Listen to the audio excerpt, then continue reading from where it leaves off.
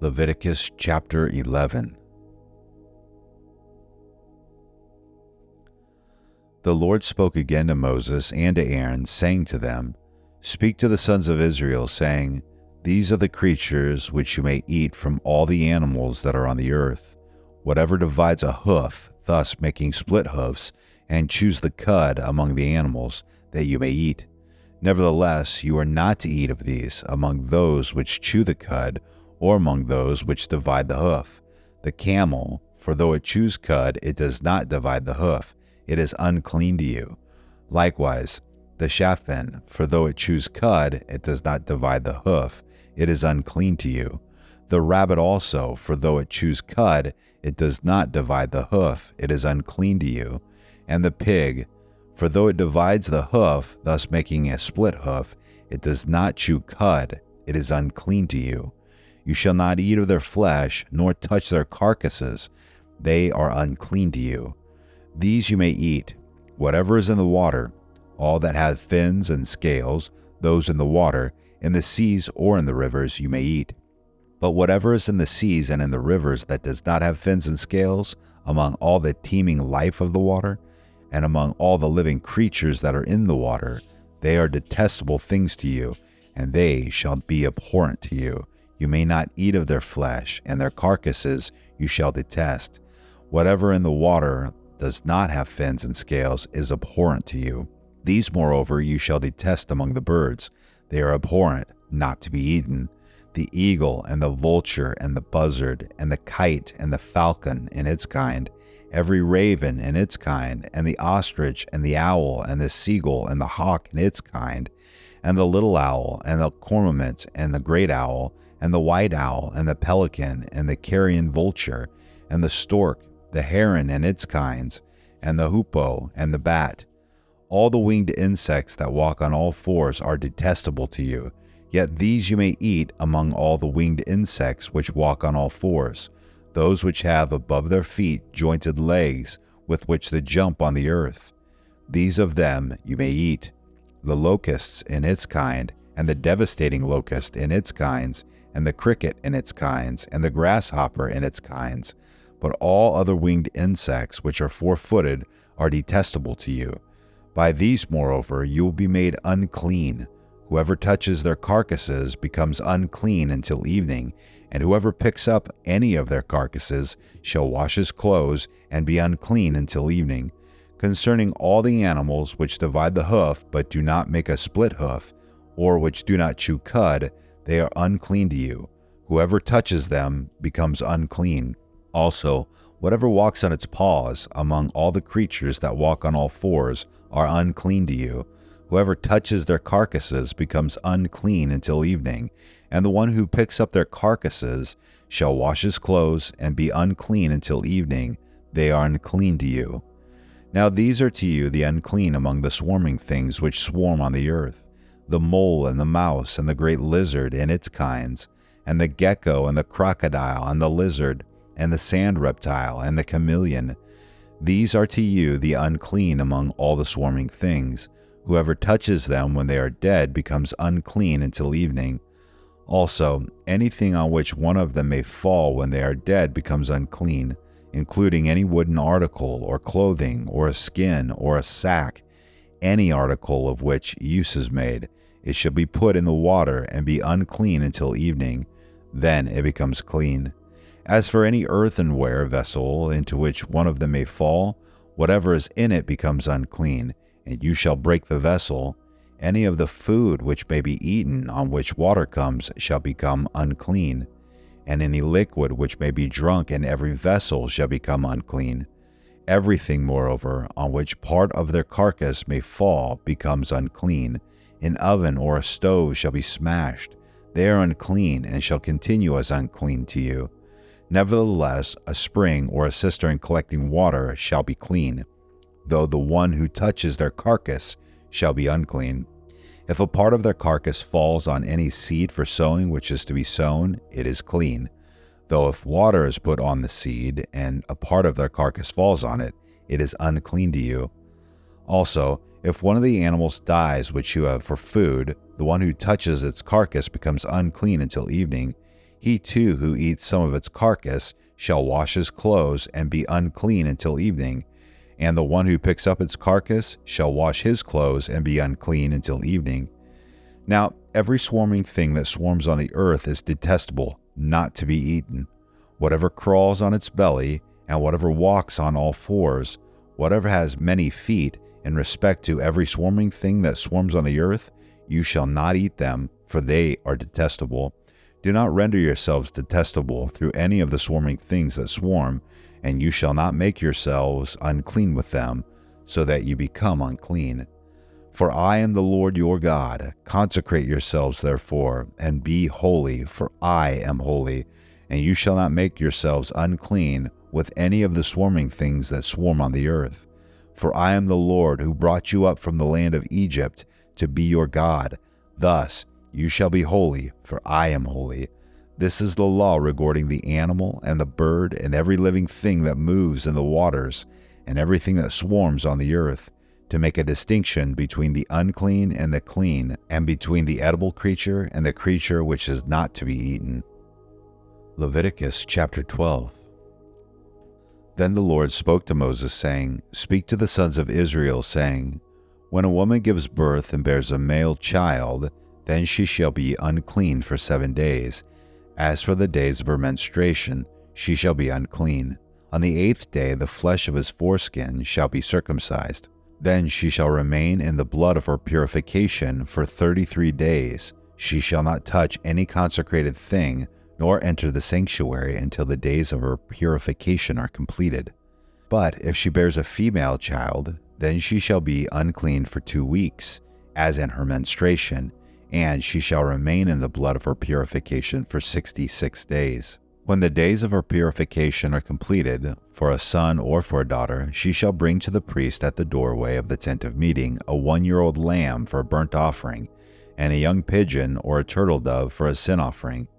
Then he shall offer it before the Lord and make atonement for her, and she shall be cleansed from the flow of her blood. This is the law for her who bears a child, whether a male or a female. But if she cannot afford a lamb, then she shall take 2 turtle doves or 2 young pigeons, the one for a burnt offering and the other for a sin offering, and the priest shall make atonement for her, and she will be clean.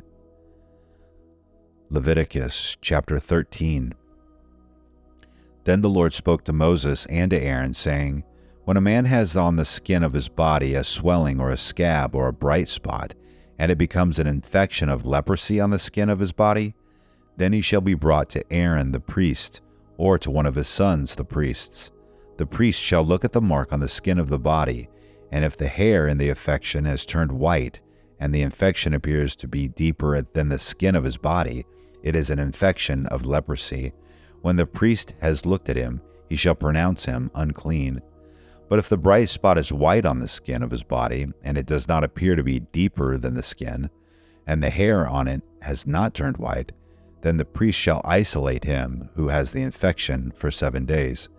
The priest shall look at him on the 7th day, and if in his eyes the infection has not changed, and the infection has not spread on the skin, then the priest shall isolate him for 7 more days. The priest shall look at him again on the 7th day, and if the infection has faded and the mark is not spread on the skin, then the priest shall pronounce him clean. It is only a scab, and he shall wash his clothes and be clean. But if the scab spreads farther on the skin after he has shown himself to the priest for his cleansing, he shall appear again to the priest. The priest shall look, and if the scab has spread on the skin, then the priest shall pronounce him unclean. It is leprosy. When the infection of leprosy is on a man, then he shall be brought to the priest. The priest shall then look, and if there is a white swelling in the skin, and it has turned the hair white, and there is quick raw flesh in the swelling, it is a chronic leprosy on the skin of his body, and the priest shall pronounce him unclean. He shall not isolate him, for he is unclean. If the leprosy breaks out farther on the skin, and the leprosy covers all the skin of him who has the infection, from his head even to his feet, as far as the priest can see, then the priest shall look, and behold, if the leprosy has covered all his body, he shall pronounce him clean who has the infection. It is all turned white, and he is clean. But whenever raw flesh appears on him, he shall be unclean. The priest shall look at the raw flesh, and he shall pronounce him unclean. The raw flesh is unclean, it is leprosy. Or if the raw flesh turns again and is changed to white, he shall come to the priest, and the priest shall look at him, and behold, if the infection has turned to white, then the priest shall pronounce him clean who has the infection. He is clean.